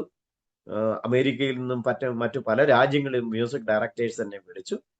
ചിലരുടെ ആൽബത്തിലൊക്കെ പാടണമെന്ന് പറഞ്ഞു വിളിച്ചെങ്കിലും അന്ന് എനിക്ക് വളരെ ഭയമായി പോയി. ഞാൻ പറഞ്ഞ സംഗീതമൊന്നും പഠിച്ചതല്ല, അതുകൊണ്ട് ഞാൻ അതിൽ നിന്നെല്ലാം പിന്മാറി. 2 വർഷത്തിന് ശേഷമാണ് ദൈവം എനിക്ക് ഇങ്ങനെ ഒരു ക്രമീകരണം ഒരുക്കിയത്. അന്ന് ഇതൊക്കെ സംഭവിക്കുന്നതിന് മുൻപ് ഞാൻ വിശ്വാസത്തിൽ വന്ന് ആദ്യ കാലയളവിൽ ചില ദൈവദാസന്മാർ എന്നോട് പറഞ്ഞ ഒരു കാര്യമുണ്ട്, നീ ചില കാസറ്റുകളിൽ പാടും എന്ന് പറഞ്ഞു. ഇതെല്ലാം കഴിഞ്ഞ് നമുക്കറിയാം ഇന്ന് നമ്മുടെ കാസറ്റ് പോയി, റേഡിയോ പോയി, അതിനുശേഷമായിട്ട് CD ആയി, അതും പോയി, ഇപ്പൊ പെൻഡ്രൈവും മറ്റിതര മാധ്യമങ്ങളിലൂടെ ആയിരിക്കും. ഞാൻ ഈ കഴിഞ്ഞ ദിവസം ചിന്തിച്ചു, ദൈവം ഇങ്ങനെയാണ് പറഞ്ഞിരിക്കുന്നത്, പിന്നെ ഇതെങ്ങനെ സാധ്യമാകും എന്ന് വിചാരിച്ച് ചില ദിവസങ്ങൾ കഴിയുമ്പോഴാണ് എന്നെ പ്രിയ ജോണങ്ങൾ വിളിച്ചിട്ട് ഇങ്ങനെ ഒരു പാട്ട് പാടാൻ ഒരവസരം ഉണ്ട് എന്ന് പറഞ്ഞത്. ഇന്ന് ഈ നമ്മുടെ ഈ ലൈവ് പ്രോഗ്രാം കഴിഞ്ഞതിന് ശേഷമായിട്ട് ഞാനൊരു പാട്ട് പാടുന്നതിന് വേണ്ടി, പുതിയൊരു പാട്ട് പാടാൻ വേണ്ടി ഇപ്പോൾ മറ്റൊരു സ്റ്റുഡിയോയിലേക്ക് പോകാനായിട്ട് ഇരിക്കുകയാണ്. അതും എൻ്റെ ഒരു സുഹൃത്ത്, എൻ്റെ തന്നെ ടീമിൽ പ്രവർത്തിക്കുന്ന, ഞാനിപ്പോൾ ഒരു ടീമിൽ 1-2 ടീമുകളിൽ പ്രവർത്തിക്കുന്നുണ്ട്. അതിൽ മാവേലിക്കര IM ബൈബിൾ കോളേജിൽ പഠിച്ചിറങ്ങിയ ഒരു ടീം വർക്ക് ഞങ്ങൾക്കുണ്ട്. മാവേലിക്കര കേന്ദ്രമായി പ്രവർത്തിക്കുന്ന ടീമാണ്. അതിന്റെ പേര് മിഷൻ 1.8, അതായത് അപ്പോസ്തലപ്രവൃത്തി 1:8 അടിസ്ഥാനമാക്കിയാണ് ആ ടീം വർക്ക് ചെയ്യുന്നത്. ഞങ്ങള് ഈ ടീം ഇങ്ങനെ രൂപീകരിച്ചു വന്നതിന് ശേഷമായിട്ട് മറ്റ് പല സംസ്ഥാനങ്ങളിലേക്ക് പോകണമെന്നുള്ള ആഗ്രഹത്തോടു കൂടി എല്ലാ ഒരുക്കങ്ങളും നടത്തിക്കൊണ്ടിരിക്കുമ്പോഴാണ് 2019 കോവിഡ് വന്ന് ലോക്ക്ഡൌൺ ആയി. ഞങ്ങളുടെ എല്ലാ പ്രവർത്തനങ്ങളും അങ്ങനെ ഫ്രീസ് ആയി. എങ്കിലും അതിനുശേഷമായിട്ട് തുടർമാനമായി ഞങ്ങൾ ഇങ്ങനെ കർത്താവിന്റെ വേല, വിശ്രമമില്ലാതെ കർത്താവിന്റെ വേല ചെയ്തു വരികയാണ്. അങ്ങനെ ആ ടീം വർക്കുമായി ബന്ധപ്പെട്ട് ഇപ്പോൾ സജീവമായി പ്രവർത്തിച്ചുകൊണ്ടിരിക്കുന്നു. ആ ടീമിൽ ഉൾപ്പെട്ട ഒരു കർത്താവിന്റെ ദാസൻ പാസ്റ്റർ KV അച്ചകുഞ്ഞ് തുലാപ്പള്ളി രചിച്ച ഒരു ഗാനം, അതിന്റെ റെക്കോർഡിങ്ങിന് വേണ്ടി ഇപ്പം ഞാനും ഞങ്ങളുടെ സഹോദരൻ തന്നെയായിരിക്കുന്ന ഇവാഞ്ചലിസ്റ്റ് വിജയകുമാർ, ഞങ്ങൾ 3 ഒരുമിച്ച് പോകാൻ ഇരിക്കുകയാണ്. ആ കൂട്ടത്തിൽ തന്നെ ഞങ്ങൾ പോകുന്ന വഴിക്ക് സുവിശേഷം അറിയിക്കാൻ കൂടിയാണ് പോകുന്നത്. മൈക്ക് സെറ്റും ഒക്കെ ആയിട്ടാണ് പോകുന്നത്. സുവിശേഷം അറിയിക്കണമെന്നുള്ള വലിയ ആത്മദാഹം എനിക്കുണ്ട്. ഇത് കേൾക്കുന്ന പ്രിയപ്പെട്ടവരോട് എനിക്ക് പറയാനുള്ള ഒരു കാര്യം, ഒരു ആഹ്വാനം ഇതാണ്: നമ്മൾ സുവിശേഷം അറിയിച്ചില്ലെങ്കിൽ ജനങ്ങൾ എങ്ങനെ രക്ഷിക്കപ്പെടും? എന്നെ വളരെയധികം വേട്ടയാടുന്ന ഒരു വിഷയമാണ് കർത്താവിന്റെ സുവിശേഷം അറിയിക്കണം എന്നത്. നമ്മളാലാവത് കർത്താവിന് വേണ്ടി വേല ചെയ്യണം. എന്നെ സങ്കടപ്പെടുത്തിയ, സുവിശേഷങ്ങളിൽ കൂടി സങ്കടപ്പെടുത്തിയ ഒരു സന്ദർഭമുണ്ട്. നമ്മുടെ കർത്താവായ യേശുക്രിസ്തു ഈ ഭൂമിയിൽ വന്നിട്ട് നമ്മുടെ കർത്താവിനെ അപമാനിച്ച ഒരു സ്ഥലമാണ്.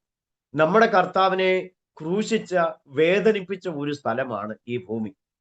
ഇവിടെ ആ കർത്താവ് നമ്മളെ തെരഞ്ഞെടുത്തപ്പോൾ തീർച്ചയായും ആ കർത്താവിന് വേണ്ടി നാമും കർത്താവിന്റെ വചനം അറിയിക്കണം, സുവിശേഷം അറിയിക്കണം. എന്റെ കർത്താവിനെ ക്രൂശിച്ച, എന്റെ കർത്താവിനെ വേദനിപ്പിച്ച അതേ ഭൂമിയിൽ തന്നെ ആ ദൈവത്തിനു വേണ്ടി, ആ കർത്താവിന് വേണ്ടി അധികമായി പ്രയോജനപ്പെടണമെന്നാണ് എന്റെയും വലിയ ആഗ്രഹം. എന്റെ ശ്രോതാക്കളായ പ്രിയപ്പെട്ടവരോട് എനിക്ക് ഓർപ്പിക്കാനുള്ളത്, മറിയ തന്നാലാവത് ചെയ്തു എന്ന് പറഞ്ഞതുപോലെ നമ്മളാലാവത് കർത്താവിന് വേണ്ടി വേല ചെയ്യും. ഞങ്ങൾക്കൊരു വാഹനത്തിന് വേണ്ടി ഞങ്ങൾ ഇങ്ങനെ പ്രാർത്ഥിച്ചുകൊണ്ടിരിക്കുകയാണ്. കാരണം ഇപ്പോൾ ഞങ്ങളുടെ ചെറിയ ചെറിയ വണ്ടികളിലാണ് ഞങ്ങളുടെ ടീം വർക്കിന് വേണ്ടി കാര്യങ്ങളൊക്കെ ചെയ്യുന്നു. ഞങ്ങൾ ഈ സുവിശേഷ വേല ചെയ്യാമെന്ന് തീരുമാനിക്കുന്ന സമയത്ത് ഞങ്ങളുടെ ചില പ്രിയപ്പെട്ടവർ ചില സഹായങ്ങളൊക്കെ ചെയ്ത് ചില മൈസെറ്റുകളൊക്കെ വാങ്ങിച്ചു തന്നു. ഞങ്ങള് പരസ്യയോഗവും, പകലെല്ലാം പരസ്യയോഗവും, വൈകിട്ട് മുറ്റത്ത് കൺവെൻഷൻ നടത്തുന്ന ഒരു ടീം വർക്കാണ്. ഞങ്ങൾ തന്നെയാണ് പ്രസംഗിക്കുന്നതും പാടുന്നതും ഒക്കെ. ദൈവം എനിക്ക് തന്ന കഴിവുകളിലൊന്ന് അനേക ഇടങ്ങളിൽ സുവിശേഷം പ്രസംഗിക്കാൻ, കൺവെൻഷനുകളിൽ പ്രസംഗിക്കുവാനൊക്കെ ദൈവം എനിക്ക് ഭാഗ്യം തന്നുകൊണ്ടിരിക്കുന്നു. പാടുവാനും കൺവെൻഷൻ പ്രസംഗിക്കാനും മാത്രമല്ല ദൈവദിനം പഠിപ്പിക്കാൻ ഒരു കഴിവ് ദൈവം എനിക്ക് തന്നു. അങ്ങനെയുള്ള ചില കാര്യങ്ങളിലൂടെ ഞാൻ മുൻപോട്ട് പോയിക്കൊണ്ടിരിക്കുകയാണ്. പിന്നെ ശ്രോതാക്കളായ ആരോമ ടിവിക്കും ആരോമ ടിവിയിലുള്ള പ്രിയപ്പെട്ടവരോടും ഇതിൽ ആരെങ്കിലും സുവിശേഷത്തിന് വേണ്ടി ദാഹമുള്ളവരുണ്ടെങ്കിൽ എൻ്റെ എളിയ അഭ്യർത്ഥനയാണ്, നമ്മളാലാവത് കർത്താവിന് വേണ്ടി വേല ചെയ്യണം, അനേകരുടെ സുവിശേഷം അറിയിക്കണം ഞാൻ എന്ന് എൻ്റെ സഹപ്രവർത്തകരോട് ആഹ്വാനം ചെയ്യുകയാണ്. പിന്നെ ഒന്ന് രണ്ട് കാര്യങ്ങൾ കൂടി ഞാൻ ഓർപ്പിക്കാൻ താല്പര്യപ്പെടുകയാണ്. എൻ്റെ ജീവിതത്തിൽ സുവിശേഷ സംബന്ധമായിട്ട് അനേക സ്ഥലങ്ങളിൽ യാത്ര ചെയ്യുവാനും ഒക്കെ ദൈവം ഇടയാക്കി, അനേകരെ പരിചയപ്പെടുവാനും നിരവധി കൺവെൻഷനുകളിൽ പാടുവാനും ഒക്കെ ദൈവം എന്നെ സഹായിച്ചു കൊണ്ടിരിക്കുന്നു. നിങ്ങളുടെ ആത്മാർത്ഥമായ പ്രാർത്ഥനയും സഹപ്രവർത്തകരായി, എൻ്റെ സ്നേഹിതന്മാരായി, സഹോദരങ്ങളായ നിങ്ങളുടെ ആത്മാർത്ഥമായ പ്രാർത്ഥന ഞാൻ ചോദിക്കുകയാണ്. ഇനിയും എൻ്റെ ഒറ്റ ആഗ്രഹമേ ഉള്ളൂ. പൗലോസ് പറഞ്ഞ ഒരു കാര്യമുണ്ട്, അപ്പോസ്തലപ്രവൃത്തി 20-ാം അധ്യായത്തിലും ഒക്കെ കാണുമ്പോൾ ഒരു കാര്യമുണ്ട്. എൻ്റെ കർത്താവായ യേശുക്രിസ്തു എനിക്ക് തന്ന ശുശ്രൂഷയും എൻ്റെ ഓട്ടവും അധ്വാനവും എൻ്റെ കർത്താവായ യേശുക്രിസ്തു എനിക്ക് തന്ന ശുശ്രൂഷയും തികയ്ക്കണമെന്നേ എനിക്ക് ആഗ്രഹമുള്ളൂ. ഫിലിപ്പോസിന്റെ 4 പെൺമക്കൾ അവർ പ്രവചിക്കുകയാണ്, യെരൂശലേമിൽ പോകരുത്. അഗബോസ് പ്രവചിക്കുന്നു, പോകരുത്, താങ്കളെ ഇതുപോലെ ഈ അരക്കച്ചയുടെ ഉടമസ്ഥനെ ഇതുപോലെ ബന്ധിക്കും, തടവിലാക്കപ്പെടുമെന്ന് പറയുമ്പോൾ പൗലോസ് പറഞ്ഞ ഒരു വാക്യം എൻ്റെ ഹൃദയത്തെ പലപ്പോഴും സ്പർശിക്കും. യെരൂശലേമിൽ ബന്ധിക്കപ്പെടുവാൻ മാത്രമല്ല, എൻ്റെ കർത്താവായ യേശുക്രിസ്തുവിന് വേണ്ടി മരിക്കാനും ഞാൻ തയ്യാറാണ് എന്ന് പൗലോസ് പറഞ്ഞതുപോലെ എൻ്റെ കർത്താവ് എനിക്ക് തന്ന ശുശ്രൂഷ തികയ്ക്കണമെന്നുള്ള വാഞ്ചയോടുകൂടി എൻ്റെ സഹോദരങ്ങളോടൊപ്പം ഞാൻ നിരന്തരമായി സുവിശേഷ വേല ചെയ്തു വരികയാണ്. സഹൃദയരായ പ്രിയപ്പെട്ടവരായ നിങ്ങളുടെയും ആത്മാർത്ഥമായ പ്രാർത്ഥന ഞാൻ ചോദിക്കുകയാണ്. ഞങ്ങളെയും ഞങ്ങളുടെ കുടുംബങ്ങളെയും ഇത് കേൾക്കുന്നവർ ഓർത്ത് പ്രാർത്ഥിക്കണം. മാത്രമല്ല, നിങ്ങൾ ഞങ്ങൾക്ക് വേണ്ടി മാത്രം പ്രാർത്ഥിക്കുകയല്ല, നിങ്ങൾക്ക് വേണ്ടി, ഇത് ശ്രോതാക്കളായിട്ടുള്ള പ്രിയപ്പെട്ടവർക്ക് വേണ്ടി, പ്രത്യേകിച്ച് ഡാനിയൽ ജോൺ പാസ്റ്റർ, അദ്ദേഹത്തിന്റെ കുടുംബം, ഈ പ്രവർത്തനങ്ങളൊക്കെ ഞാൻ ഓർക്കുന്നു. ഇതിനോടകം എത്ര സാക്ഷ്യങ്ങൾ, എത്രയോ പേർ യേശുവിനെ ആ നിലകളിൽ കണ്ടുമുട്ടി. ഇങ്ങനെ ഒരു പ്രവർത്തനം തുടങ്ങാൻ ബഹുമാന്യ കർത്താവിന്റെ ദാസനെ പ്രേരിപ്പിച്ചതിനും ആ ദൈവത്തിനും ഞാൻ പ്രത്യേകം നന്ദി പറയാം. ആ ദൈവത്തിനും എന്ന് പറയുമ്പോൾ നമ്മുടെ ദൈവം, അത് എന്നെ തീത്തോസിന്റെ ഹൃദയത്തിലും ഇങ്ങനെ ഒരു പ്രേരണ കൊടുത്ത ദൈവത്തിന് സ്തോത്രം എന്ന് പൗലോസ് പറയുമ്പോൾ, ഡാനിയൽ പാസ്റ്ററെ പോലുള്ള ഒരാൾക്ക് ഇതുപോലൊരു കാഴ്ചപ്പാട് കൊടുത്തത്, ഇതിനോടകം എത്രയോ പേർ നമ്മുടെ വാഴ്ത്തപ്പെട്ട കർത്താവിനെ കണ്ടു. ആ കർത്താവിന് വേണ്ടി ഈ നിലകളിലൊക്കെ പ്രയോജനപ്പെടാൻ ആരോമ ടിവിക്കും കർത്താവിന്റെ ദാസനും കുടുംബത്തിനും എല്ലാം കൃപ ചെയ്തുകൊണ്ടിരിക്കുന്നത് വളരെ സന്തോഷം. നാം ഒരുമിച്ച് അവിടുത്തെ നാമത്തെ ഉയർത്തുക എന്ന് പറയുന്നത്, ഈ സംരംഭങ്ങളെല്ലാം നമ്മുടെ കർത്താവിങ്കലേക്ക് വിരൽ ചൂണ്ടി അനേകർക്ക് യേശുവിനെ കണ്ടുമുട്ടാനുള്ള ഒരു നല്ല സംരംഭമായി മാറട്ടെ എന്ന് ഞാൻ പ്രാർത്ഥിക്കുകയും ആശംസിക്കുകയും ചെയ്യുകയാണ്. എന്നെ ഇങ്ങനെ ഇതുപോലൊരു പ്രോഗ്രാമിലേക്ക് എന്നെ പരിചയപ്പെടുത്തിയത്, ഞാൻ ഉൾപ്പെട്ടു നിൽക്കുന്ന ഒരു ആത്മീയ പ്രവർത്തനം, ഒരു നാഷണൽ പ്രയർ ഗ്രൂപ്പ് ഉണ്ട്. അത് മോർണിംഗ് പ്രയർ ക്ലബ് എന്നാണ് അതിന്റെ പേര്. ഭാരതത്തിലെ എല്ലാ സംസ്ഥാനങ്ങളിൽ നിന്നുള്ള ദൈവദാസന്മാർ എല്ലാ ദിവസവും രാവിലെ 6 മണി മുതൽ 7 മണി വരെ സൂം പ്ലാറ്റ്ഫോമിൽ വിവിധ വിഷയങ്ങൾക്ക് വേണ്ടി, നമ്മുടെ നാടിന് വേണ്ടി, ദൈവദാസന്മാർക്ക് വേണ്ടി, വിവിധ കാര്യങ്ങൾക്ക് വേണ്ടി പ്രാർത്ഥിച്ചു. ആ കൂട്ടത്തിൽ ഞങ്ങളുടെ ഏറ്റവും അനുഗ്രഹിക്കപ്പെട്ട ഒരു കർത്താവിന്റെ ദാസനാണ് പാസ്റ്റർ പ്രജിത് പി മാത്യു പാമ്പാടി. അദ്ദേഹമാണ് ഈ ആരോമ ടിവിയെ കുറിച്ചും പാസ്റ്ററെ കുറിച്ചും ചാനലിനെ കുറിച്ചും ഒക്കെ എന്നെ പരിചയപ്പെടുത്തിയത്. കർത്താവിന്റെ ദാസനോടുള്ള നിസീമമായ ആത്മാർത്ഥമായ സ്നേഹവും ഈ സമയത്ത് ഞാൻ അറിയിക്കുന്നു. എന്നെ ശ്രവിച്ചുകൊണ്ടിരുന്ന എല്ലാ പ്രിയപ്പെട്ടവരോടുമുള്ള ബഹുമാനത്തെയും സ്നേഹത്തെയും കർത്താവായ യേശുക്രിസ്തുവിന്റെ ആ നല്ല നാമത്തിൽ എല്ലാവിധമായ പ്രാർത്ഥനകളും എൻ്റെ നിസീമമായ ഹൃദയംഗമായ സ്നേഹം യേശുക്രിസ്തുവിൽ പങ്കുവെച്ചുകൊണ്ട് ഞാൻ എൻ്റെ വാക്കുകളെ നിർത്തുകയാണ്. ഞങ്ങളെ ഓർത്ത് പ്രാർത്ഥിക്കുന്നത് പോലെ തന്നെ ഇതിന്റെ ശ്രോതാക്കൾ ഏത് സമയത്ത് കാണുന്നു അവർക്ക് ഇത് കൂടുതൽ ആത്മപ്രചോദനമാകുവാൻ, ഈ ആരോമ ടിവിക്കും ബഹുമാന്യ കർത്താവിന്റെ ദാസനും ഒക്കെ ഇത് കൂടുതൽ അനുഗ്രഹമാകട്ടെ എന്ന തികഞ്ഞ പ്രാർത്ഥനയോടെ ഞാൻ എൻ്റെ വാക്കുകളെ ഇവിടെ നിർത്തുവാൻ കർത്താവിൽ ആഗ്രഹിക്കുകയാണ്. എനിക്കിങ്ങനെ അവസരം നൽകിയ പ്രിയപ്പെട്ട കർത്താവിന്റെ ദാസനോടുള്ള നിസീമമായ നന്ദിയും സ്നേഹത്തെയും ദൈവനാമത്തിൽ അറിയിക്കുന്നു. പ്രിയപ്പെട്ടവരായ നിങ്ങൾക്ക് വേണ്ടി ഞാനൊരു വാക്ക് പ്രാർത്ഥിക്കുവാൻ കൂടി ആഗ്രഹിക്കുകയാണ്. എൻ്റെ സാക്ഷ്യങ്ങൾ ഏതെങ്കിലും നിലകളിൽ നിങ്ങളുടെ ഹൃദയങ്ങളെ സ്പർശിക്കുന്നുവെങ്കിൽ അത് കർത്താവിന് വേണ്ടി ആകട്ടെ എന്ന് മാത്രം ഓർപ്പിച്ചുകൊണ്ട് ഒരു വാക്ക് ആരോമ ടിവിയിലുള്ള എല്ലാ പ്രേക്ഷകർക്കു വേണ്ടി ഒരു വാക്കുകൂടി പ്രാർത്ഥിച്ച് ഞാൻ അവസാനിപ്പിക്കാൻ കർത്താവിൽ ആഗ്രഹിക്കുന്നു. നമുക്ക് ഒരു നിമിഷം പ്രാർത്ഥിക്കാം. നല്ലവനായ ദൈവമേ, വിശ്വസ്തനായ കർത്താവേ, ഈ രാവിലെ സമയം ഞങ്ങൾ ഒരുമിച്ച് കർത്താവിന്റെ സന്നിധിയിൽ ഇരിക്കുമ്പോൾ ഞങ്ങളെ സ്നേഹിച്ച, ഞങ്ങളെ തെരഞ്ഞെടുത്ത, ഞങ്ങളെ വിളിച്ച ആ നല്ല കർത്താവിന്റെ മുൻപിൽ ഞങ്ങൾ ഒരിക്കൽ കൂടി ഞങ്ങളെ സമർപ്പിക്കുകയാണ്. കർത്താവെ, ഞങ്ങളെ എന്ന് ഇനി കർത്താവിന്റെ സന്നിധിയിലേക്ക് വിളിച്ച് വേർതിരിക്കും എന്ന് ഞങ്ങൾക്കറിയില്ല. എങ്കിലും ഭൂമിയിൽ ഞങ്ങൾക്ക് തന്നിരിക്കുന്ന സമയങ്ങളൊക്കെ അങ്ങയ്ക്ക് വേണ്ടി ജീവിക്കുവാനും പ്രവർത്തിക്കുവാനും കർത്താവ് ഇടയാക്കണമേ. ഞങ്ങളുടെ ജീവിതത്തിന്റെ ഓരോ ഘട്ടങ്ങളിലും ഞങ്ങളെ പരിപാലിച്ചു കൊണ്ടിരിക്കുന്ന നല്ല കർത്താവിനായി സ്തോത്രം. പ്രിയ ദൈവമേ, ആരോമ ടിവിക്കായി പ്രാർത്ഥിക്കുന്നു. ഈ പ്രവർത്തനങ്ങളെ ഇത്രത്തോളം മെച്ചപ്പെട്ട നിലയിൽ ലോക രാജ്യങ്ങളിൽ അനേകർക്ക് യേശുവിനെ കണ്ടുമുട്ടുവാൻ കർത്താവ് ഇടയാക്കിയ നല്ല മുഖാന്തരത്തിനായി ഞങ്ങൾ പ്രാർത്ഥിക്കുന്നു. കർത്താവെ, നടുന്നവനും നനയ്ക്കുന്നവനും ഏതുമില്ല, വളരുമാറാക്കുന്ന ഒരു നല്ല കർത്താവ് ഞങ്ങൾക്കുള്ളതിനായി സ്തോത്രം. കർത്താവിന്റെ മഹത്വത്തിനായി ഈ ചാനലിനെ അധികമായി കർത്താവ് ഉപയോഗിക്കണമേ എന്ന് ഞങ്ങൾ പ്രാർത്ഥിക്കുന്നു. പിതാവേ, പ്രത്യേകാൽ പ്രിയ പാസ്റ്റർ ഡാനിയൽ പാസ്റ്ററേയും തന്റെ കുടുംബത്തെയും ദൈവം തനിക്ക് കൊടുത്ത എല്ലാ പ്രവർത്തനങ്ങളെയും അധികമായി മാനിക്കണമേ എന്ന് പ്രാർത്ഥിക്കുക. താൻ മുഖാന്തരമായി അനേകർ യേശുവിനെ കണ്ടുമുട്ടുവാൻ ഈ സംരംഭത്തെ ധാരാളമായി അനുഗ്രഹിക്കണമേ എന്ന് ഞങ്ങൾ പ്രാർത്ഥിക്കുന്നു. ആരോമ ടിവിയുടെ എല്ലാ പ്രേക്ഷകർക്കായി പ്രാർത്ഥിക്കുന്നു. ഇതിനോടകം അനേക സാക്ഷ്യങ്ങൾ അറിയിച്ചിട്ടുള്ളവർക്ക് വേണ്ടിയും പ്രാർത്ഥിക്കുന്നു. കർത്താവെ, ഈ സാക്ഷ്യങ്ങൾ ഇന്ന് അടിയന്റെ സാക്ഷ്യവും ഈ ചാനലിലൂടെ അനേകർ ശ്രമിക്കുമ്പോൾ അത് അനേകർക്ക് അനുഗ്രഹമായി തീരണമേ എന്ന് നിങ്ങൾ ദൈവത്തോട് പ്രാർത്ഥിക്കുകയാണ്. യേശുവിനെ കണ്ടുമുട്ടുവാൻ ഇതൊരു മുഖാന്തരമായി തീരണം.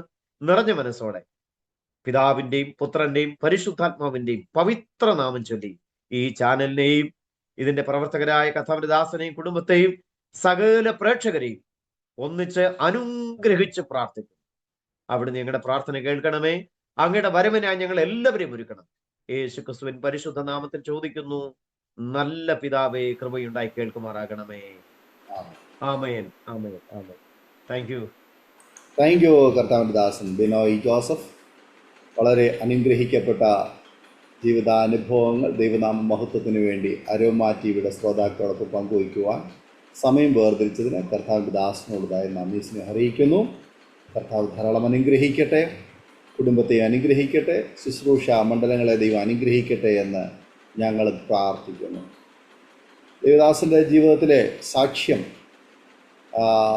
സാധാരണ ഒരു കുടുംബത്തിൽ ജനിച്ച് വളർത്തപ്പെട്ട ഒരു വ്യക്തി എന്ന നിലയിൽ ചില അനുഭവങ്ങൾ പറഞ്ഞു.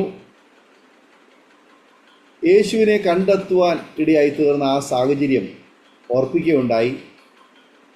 യേശുവിനെ കണ്ടെത്തിയില്ലായിരുന്നു എങ്കിൽ ഒരു പക്ഷെങ്കിൽ ഇന്ന് ഏതെങ്കിലും സംഘടനയുടെ ഒരു വക്താവായി അവരോടൊപ്പം ഇന്ന് ജീവിതം നയിക്കുമായിരുന്നു. അതല്ല എങ്കിൽ നേരത്തെ ഓർപ്പിച്ചതുപോലെ സംഘർഷഭരിതമായ ഏതെങ്കിലും ഒരു സാഹചര്യത്തിൽ അകപ്പെട്ട് ഇന്ന് ഈ ഭൂമിയിൽ ഉണ്ടാകാൻ പോലും ഒരു പക്ഷെങ്കിൽ സാധ്യതയില്ല. അങ്ങനെയൊക്കെയുള്ള ഒരു ചരിത്രം അല്ലെങ്കിൽ ഒരു ജീവിത പശ്ചാത്തലം ഉണ്ടായിരുന്നു. എന്നാൽ കർത്താവിൻ്റെ സ്നേഹത്താൽ, നിത്യ സ്നേഹത്താൽ, നിത്യ കരുണയാൽ യേശു സ്നേഹിച്ചതുകൊണ്ട്, കർത്താവ് ജീവിതത്തിലേക്ക് കടന്നു വന്നതുകൊണ്ട് ആ പശ്ചാത്തലത്തിൽ നിന്ന്, ആ മാർഗത്തിൽ നിന്ന് കർത്താവിനെ കണ്ടുമുട്ടുവാൻ, കർത്താവിൻ്റെ സ്നേഹം അനുഭവിച്ചറിയുവാൻ, രുചിച്ചറിയുവാൻ, ആ കർത്താവിന് വേണ്ടി ജീവിതം സമർപ്പിക്കുവാൻ, ദൈവത്തിൻ്റെ വചനം ഉൾനട്ട് അതിൽ വിശ്വസിച്ച് കർത്താവിൻ്റെ കൽപ്പനകളെയൊക്കെ അനുസരിക്കുവാൻ അവസരമുണ്ടായി. അതാണ് ജീവിതത്തിൽ സത്യത്തിൽ ഏറ്റവും വലിയ സൗഭാഗ്യകരമായ ഒരു അനുഭവം. ഈ ഭൂമിയിൽ ജീവിച്ചിരിക്കുമ്പോൾ ഏറ്റവും സൗഭാഗ്യകരമായ ഒരു അനുഭവത്തിലേക്ക് വരുവാൻ ഇടയായി തീർന്നു. വിവാഹം കഴിക്കുന്നതിന് മുൻപുള്ള സാഹചര്യങ്ങളായിരുന്നു എങ്കിൽ വിവാഹമൊക്കെ കഴിഞ്ഞ് യേശുവിനെ അറിഞ്ഞ ശേഷം ഈ അനുഭവത്തിലേക്ക് വന്നു. അത് അതിശ്രേഷ്ഠകരമായ ഒരു അനുഭവമാണ്. ഇല്ല എങ്കിൽ സമാധാനവും സന്തോഷവും സ്വസ്ഥതയും ഇല്ലാത്ത ഒരു കുടുംബജീവിതം ഒരു പക്ഷെങ്കിൽ നയിക്കേണ്ടി വന്നതിനായിരുന്നു. അങ്ങനെ ഒരു പശ്ചാത്തലത്തിലാണ് തലമുറകൾ ജനിച്ചു വളർന്നതെങ്കിൽ തലമുറകളിൽ നിന്നും അങ്ങനെ ഒരു സാഹചര്യം തന്നെ പ്രതീക്ഷിച്ചാൽ മതിയായിരുന്നു. എന്നാൽ അതിൽ ശ്രേഷ്ഠമായി സമാധാനമുള്ള, സന്തോഷമുള്ള ഒരു കുടുംബജീവിതം, സമാധാന അന്തരീക്ഷത്തിൽ വളർന്നു വന്ന തലമുറകൾ, അങ്ങനെയെങ്കിൽ ആ തലമുറകൾക്കും ആ കുടുംബത്തിനും ദൈവത്തിൽ നിന്ന് ലഭിച്ചതായ അനുഗ്രഹങ്ങൾ എന്ന് പറയുന്നത് അത് വളരെ വലുതാണ്. നമ്മുടെ പശ്ചാത്തലം വെച്ച് നോക്കുമ്പോൾ, നമ്മൾ വളർന്നു വന്ന ജനിച്ചു വളർന്ന സാഹചര്യം വെച്ച് നോക്കുമ്പോൾ ഇന്ന് അനുഭവിക്കുന്നത്, ഇന്ന് ആയിരിക്കുന്നത് ഏറ്റവും ശ്രേഷ്ഠകരമായ ഒരു അനുഭവമാണ്. ഇനി മുന്നോട്ടുള്ള കാര്യം ദൈവം തമ്പുരാൻ നോക്കിക്കൊള്ളും. അതുകൊണ്ട് മനസ്സിൽ ഒരു പക്ഷെങ്കിൽ ഒരു ചിന്ത ഉണ്ടായിരിക്കാം, എൻ്റെ കുഞ്ഞുങ്ങളെ എനിക്ക് വേണ്ടതുപോലെ പഠിപ്പിക്കാൻ കഴിഞ്ഞില്ല എന്നുള്ള ആ ഒരു ഭാരം. അതൊരു ഭാരമായി വച്ച് പുലർത്തേണ്ട ആവശ്യമില്ല. കാരണം കർത്താവിന് വേണ്ടി ജീവിതം സമർപ്പിച്ച ഒരു വ്യക്തിയുടെ തലമുറയെ, ഭാവിയെ ദൈവമാണ് കരുതുന്നത്. മക്കൾ യഹോവയുടെ ദാനമാണ്. നമ്മളെ ദൈവം കുറച്ചു കാലത്തേക്ക് അവരെ വളർത്തുവാൻ വേണ്ടി ഏൽപ്പിച്ചു എന്ന് മാത്രമേ ഉള്ളൂ. അവരുടെ ഭാവിയും അവരെക്കുറിച്ചുള്ളതായ കാര്യപരിപാടികളും മുൻനിർണയപ്രകാരം ദൈവം തക്ക സമയത്ത് ചെയ്തുകൊള്ളും. അവർക്ക് വിദ്യാഭ്യാസം കൊടുത്തോ കൊടുത്തില്ലയോ എന്നുള്ളതല്ല ഇവിടെ പ്രസക്തമായ വിഷയം. അവരെ നല്ല സ്വഭാവമുള്ള കുഞ്ഞുങ്ങളായി, ദൈവഭയമുള്ള കുഞ്ഞുങ്ങളായി, നാട്ടുകാർക്കും വീട്ടുകാർക്കും നിയമപാലകർക്കും തലവേദനയില്ലാത്ത, ഭാരമില്ലാത്ത രണ്ട് കുഞ്ഞുങ്ങളായി അവരെ സമൂഹത്തിന്, ദൈവത്തിന് മുൻപാകെ നിർത്തുവാൻ കഴിയുന്നു എന്നുള്ളത് അത് ഭാഗ്യകരമായ ഒരു അനുഭവമാണ്. കുഞ്ഞുങ്ങൾക്ക് നല്ല വിദ്യാഭ്യാസവും കൊടുത്ത്, നല്ല മറ്റ് ഈ ലോകപ്രകാരമുള്ള ഏതെങ്കിലുമൊക്കെ ജീവിത സൗകര്യങ്ങൾ ഉണ്ടായിട്ട് നമ്മുടെ ഉറക്കം കെടുത്തുന്ന ദിനരാത്രങ്ങളാണെങ്കിൽ അതെത്രയോ വിഷമകരമായ അനുഭവമാകുമായിരുന്നു. എന്നാൽ നമ്മുടെ കഴിഞ്ഞ കാല ചരിത്രവും ഇന്നത്തെ ജീവിത സാഹചര്യവും വെച്ച് നോക്കുമ്പോൾ ജീവിതത്തിൽ ഇപ്പോൾ ഉണ്ടായിരിക്കുന്നത് ഏറ്റവും സന്തോഷകരമായ അനുഭവമാണ്. മുന്നോട്ടുള്ള കാര്യവും ദൈവത്താൽ അത് നിർവഹിക്കപ്പെട്ടുകൊള്ളും. അതുകൊണ്ട് ദൈവദാസന് സുവിശേഷ വേലയ്ക്ക് ഇറങ്ങിത്തിരിച്ചു എന്നുള്ള കാരണത്താൽ മക്കളെ വേണ്ടതുപോലെ പഠിപ്പിക്കുവാൻ കഴിഞ്ഞില്ല എന്നുള്ള ആ ഒരു വലിയൊരു ഭാരം ഹൃദയത്തിൽ തിങ്ങി നിറയുന്നുണ്ട് എന്ന് കേൾക്കുന്ന ഏതൊരു വ്യക്തിക്കും മനസ്സിലാക്കാൻ കഴിയും.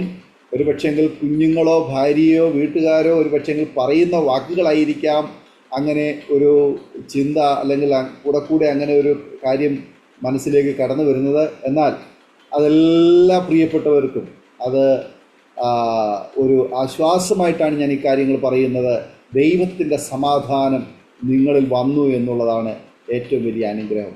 ആകയാൽ മുന്നോട്ടുള്ള കാര്യങ്ങൾ കേൾക്കുന്ന എല്ലാ പ്രിയപ്പെട്ടവർക്കും ആശ്വാസമാകേണ്ടതിന്, ദൈവദാസനും കുടുംബത്തിനും ആശ്വാസമാകേണ്ടതിന് കർത്താവിന് വേണ്ടി ഒരു കുറേനക്കാരനായ ശിമോനെ പോലെ ഏറ്റവും കുറഞ്ഞത് ഒരു കുരിശ് ചുമക്കുവാൻ, കുരിശിൻ്റെ അറ്റം ഒന്ന് പിടിക്കുവാൻ ഒരു പക്ഷെങ്കിൽ കഴിഞ്ഞുവെങ്കിൽ അതുമാത്രം ഭാഗ്യമായിട്ട് കണക്കാക്കിയാൽ മാത്രം മതി. ആ ഒരു ഭാഗ്യകരമായ അനുഭവത്തിലേക്ക് വരാൻ കഴിഞ്ഞല്ലോ, അതുമാത്രം ഓർത്ത് ദൈവത്തെ മഹത്വപ്പെടുത്തുവാനും ഈ ആയുസ് പലവിധേനയും പൂർത്തീകരിപ്പാൻ കർത്താവ് കൃപ തരേണ്ടതിന് വേണ്ടി നമുക്ക് ആഗ്രഹിക്കാം, പ്രാർത്ഥിക്കാം. പ്രേക്ഷകരെ, നിങ്ങൾക്ക് ഈ ജീവിതാനുഭവങ്ങൾ സന്തോഷകരമായി തോന്നിയെങ്കിൽ തീർച്ചയായിട്ടും നിങ്ങളുടെ പ്രിയപ്പെട്ടവർക്ക്, സുഹൃത്തുക്കൾ കൂടിയൊക്കെ ഷെയർ ചെയ്ത് കൊടുക്കും. അവരും കേട്ട് ദൈവത്തെ മഹത്വപ്പെടുത്തട്ടെ. ദൈവനാമം അതിലൂടെ മഹിമപ്പെടുവാൻ മുഖാന്തരമായി തീരുമല്ലോ. നമുക്ക് ഈ ദൈവദാസനെ, കുടുംബത്തെ, അവരുടെ പ്രവർത്തനങ്ങളെ, തലമുറകളെ ദൈവം അനുഗ്രഹിക്കേണ്ടതിന് നമ്മുടെ പ്രാർത്ഥനയിൽ നമുക്ക് പ്രാർത്ഥിക്കാം, ഓർക്കാം. കർത്താവ് നമ്മെ സഹായിക്കട്ടെ. പ്രേക്ഷകർക്ക് ഏതെങ്കിലും ഒരു പ്രാർത്ഥനാ വിഷയം നിങ്ങൾക്കുണ്ടെങ്കിൽ സ്ക്രീനിൽ കാണുന്ന വാട്സാപ്പ് നമ്പറിൽ ഞങ്ങളെ വിവരം അറിയിച്ചാൽ ഞങ്ങൾ നിങ്ങൾക്ക് വേണ്ടി ആ വിഷയങ്ങളെ ഓർത്ത് പ്രാർത്ഥിക്കാം. അതുപോലെ തന്നെ അരോമ ടിവിയുടെ പ്രേക്ഷകർക്ക് വേണ്ടി എല്ലാ തിങ്കളാഴ്ചയും രാത്രി 9 മണി മുതൽ നമ്മുടെ ഓൺലൈൻ പ്ലാറ്റ്ഫോമിൽ പ്രാർത്ഥന നടന്നു വരുന്നു. നിങ്ങൾക്ക് സംബന്ധിക്കുവാൻ താല്പര്യമുണ്ടെങ്കിൽ ഞങ്ങളെ അറിയിച്ചാൽ ഞങ്ങളുടെ ക്രമീകരണങ്ങൾ ചെയ്തു തരുന്നതായിരിക്കും. കർത്താവ് നമ്മെ എല്ലാവരെയും സഹായിക്കട്ടെ. അടുത്ത അനുഗ്രഹിക്കപ്പെട്ടൊരു സാക്ഷ്യവും വചനചിന്തയുമായി വീണ്ടും കൂടി കാണുമ്പോഴേയും എല്ലാ പ്രിയപ്പെട്ടവർക്കും good bye. God bless you all. ഓർമ്മയുടെ മനോരഥത്തിൽ മായാത്ത ഓർമ്മയ്ക്കായി അരോമ മാട്രിമോണിയിൽ നിന്നും ജീവിത പങ്കാളിയെ കണ്ടെത്തൂ. നിങ്ങൾ ഒരു ക്രിസ്തീയ ജീവിത പങ്കാളിയെ അന്വേഷിക്കുകയാണോ? അതോ മക്കൾക്ക് അനുയോജ്യമായ ഒരു തക്ക തുണയ്ക്ക് വേണ്ടി പ്രാർത്ഥിക്കുന്ന വ്യക്തിയാണോ? എങ്കിൽ അരോമ മാട്രിമോണി നിങ്ങൾക്ക് വേണ്ടിയാണ്. ഇന്നു തന്നെ സൗജന്യമായി രജിസ്റ്റർ ചെയ്യൂ. അരോമ മാട്രിമോണിയുടെ പ്രത്യേകതകൾ: രജിസ്ട്രേഷൻ തികച്ചും സൗജന്യം. ലോകത്തെവിടെയുമുള്ള അനുയോജ്യമായ ക്രിസ്തീയ ജീവിത പങ്കാളിയെ തിരഞ്ഞെടുക്കാം. വിവാഹം നടക്കുന്നതുവരെ സർവീസ് ലഭിക്കുന്നു. ഏറ്റവും ചെറിയ പാക്കേജുകളും തിരഞ്ഞെടുക്കാം. അരോമ മാട്രിമോണി നിങ്ങൾക്കായി ഒരുക്കുന്നു വിവാഹം പരമാനന്ദം. Email aroma matrimony2020@gmail.com.